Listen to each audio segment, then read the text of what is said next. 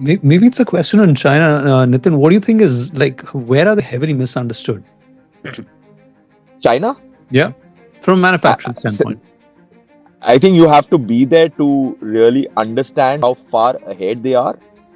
I mean, they're just insanely far ahead of India and the other countries. I would even go to the extent of saying they're far ahead of US as well. And they don't advertise it as much. I think they're far ahead. To compete with them at a global stage is very, very, very difficult, right? So you're And how talking we compete is innovation, you're in talking capacity, you're talking just the availability of skilled everything, manpower. everything, right? Their ability to upskill their people, their ability to innovate, not only on hardware but also in software, their ability to create capacities, their ability to manufacture at the lowest possible cost. Because if India, let's say tomorrow starts manufacturing at something at 15 cents a dollar, 15 cents a component, they will come back tomorrow and start manufacturing the same component at 8 to 10 cents. And India will have to counter that by imposing import duties. That's how strong they are. That's how innovative they are, right?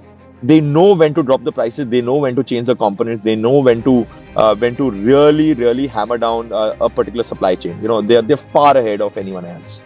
I mean, they're heavily underestimated. I would say still underestimated.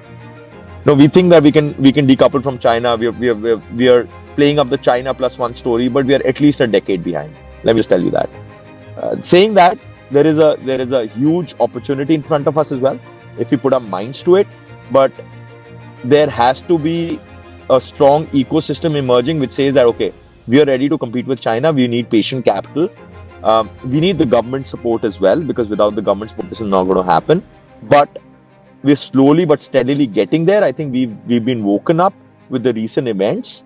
I really hope we can get there, very soon. Where we invest heavily in R&D. India R&D spend is about 0.6% of the GDP, right? China's is close to about 2.3 to 2.5 to 3%. Just look at the R&D and going on over there. It's crazy. And we're a 4 trillion economy, and they're about 20. On a larger base as well. Yeah. The base is also very, very high. So imagine the kind of spend that they're doing. All right, listeners, anyone who's tuning in, that I think is a solid motivation to get working for this week.